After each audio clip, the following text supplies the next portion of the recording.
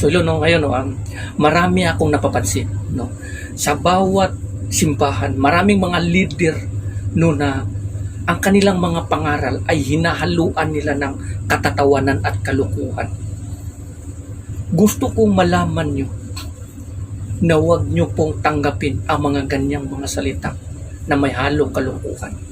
Kasi dito sa Biblia mismo, warning ng ating Panginoon, hindi niya gusto yung may halong kalukuhan o gagawa tayo ng mga kahangalan sa pangaral natin. Tignan mo, ang mga propeta, si Kristo at yung mga apostolis, nangaral sila may halo bang katatawanan at kalukuhan sa pangaral nila? Hindi.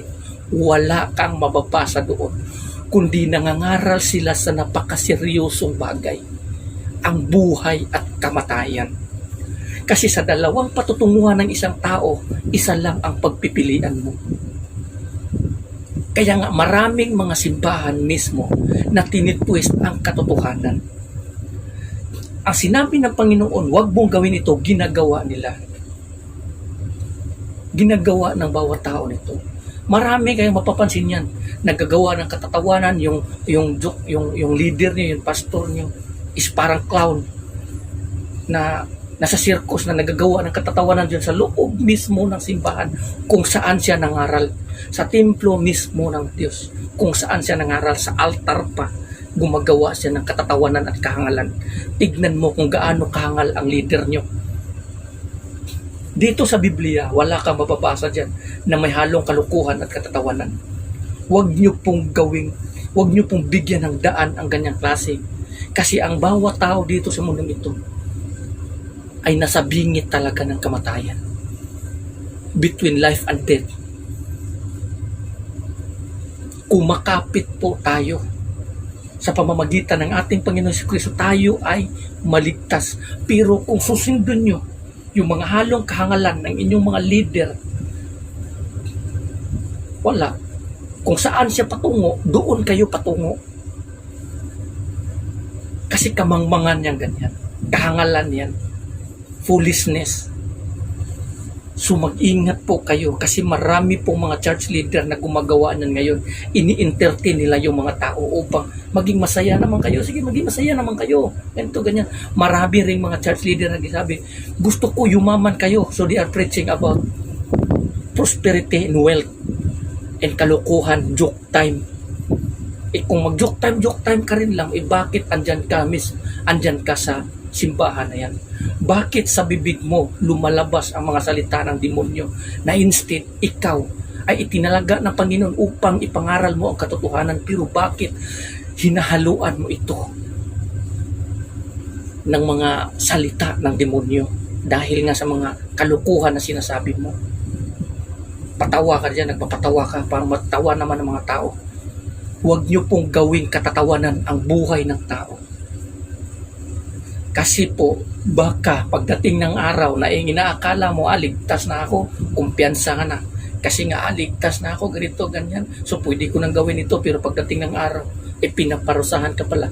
Itinatapon ka ng Diyos doon sa impyerno at ipinalayo ka sa kanyang presensya. Dahil nga sa kasamaan na iyong ginagawa na hindi mo pinagsisihan. Marami ring mga taong member na akala mo, nagbabasa na sila ng Biblia, yun pala, tinatanggap pa rin yung mga mali-mali, mga ganito, tumatawa rin sila kasi ganito, ganyan. Akala nila okay lang yun. Hindi po okay yun. Basahin nyo po sa Biblia, nakasulat yan sa sulat ni Isaias. Sa Proverbs, Ecclesiastes, sa sulat ni Apostol Pablo, na binalaan nila ang bawat tao na huwag gumawa ng mga ganyang bagay, na mga katatawanan, kalukuhan, joke time, or kahangalan, or anumang mga bagay. Kasi ito ay maikumpara mo sa isang bata na naglalaro ng isang patalim na nakakamatay. Gusto kong malaman mo, para kang isang tao na sa loob ng bahay na uhot, bahay ng dagami, naglalaro ka doon ng apoy. Anong mangyayari sa iyo? Masusunog ka. Yan ang mangyayari sa iyo, ang katotohanan. So bakit mo gawing katatawanan yung buhay ng tao? Kung gusto mo maging komedyante or joker, patawa, huwag ka dyan sa loob ng simbahan kasi ikaw ang itinalaga ng Panginoon upang sabihin ng katotohanan, ang katotohanan mismo sa nakasulat sa Biblia na ipangaral mo sa bawat tao upang ilang sundin, upang ang tao na yan ay matutunan kung ano ang tama at mali at mamumuhay sa kalooban ng Panginoon. Hindi yung gumagawa ka dyan ng kalukuhan, nagpapatawa ka at ninalayo mo ang bawat tao at nililinlang mo. Huwag mong gawin yan. Kasi maraming mga leader niyan ngayon. Church leader, pastor, pare, kahit sino, deacons or ano man. Huwag niyo pong gawin yan. Huwag niyo pong gawin yan. Gawin niyo pong seryoso ang buhay na ito. Kasi doon sa pangaral ng ating Panginoon Kristo at sa mga apostoles at propeta, never mo marinig doon or mababasa doon na may nagpapatawa, na nagjo-joke sila. Kasi kung nagjo-joke sila, walang maniniwala sa kanilang sinasabi. Kahit ako naman, nagjo-joke ka, nangangaral ka sa salita ng Panginoon, tapos bigla ka nagpapatawa. Hindi ako matatawa sa iyo. Hindi ako matatawa sa mga sinasabi mo. Bakit ako matatawa sa iyo?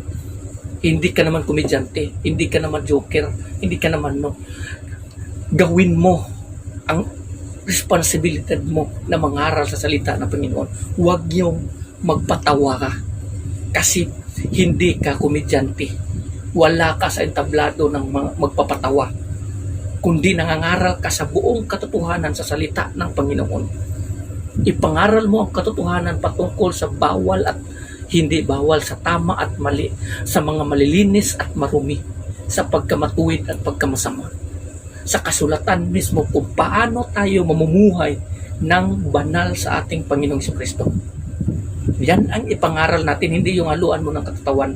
Mayroong isang pastor dyan sa Facebook vlog yan. Minsan nagjo-joke siya sa kanyang mukha, ganyan. Pinapatawa niya mga tao, tapos minsan nagjo-joke siya sa entablado. Anong ginagawa mo? Anong ginagawa mo? Kangalan yan. Anong ginagawa mo? Bakit mo hinahayaan ang demonyo na maglilid sa iyo? Alam mo naman sinasabi dito, resist the devil and he will flee. Pero bakit tinatanggap mo ang kanyang aral? Wala kang pagkakaiba sa ginawa ni Eva noong nilinlang siya ng demonyo, ng ahas. Ganun din. Bakit mo gawing katatawanan yung tao? Ikaw mismo ang naglilid sa mga tao niyan. Kung saan ka patungo, dahil nga sa puro kalukuhan ng mga sinasabi mo, yun din patungo ang mga member mo at lalong hihigpit ang kasalanan mo.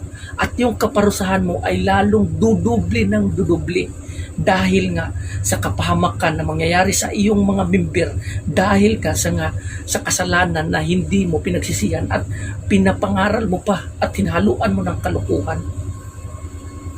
Basahin niyo po yung Biblia kung nababasa niyo po yan. Mag-ingat po tayo. So hanggang dito na lang. Maraming salamat and God bless everyone. Amen.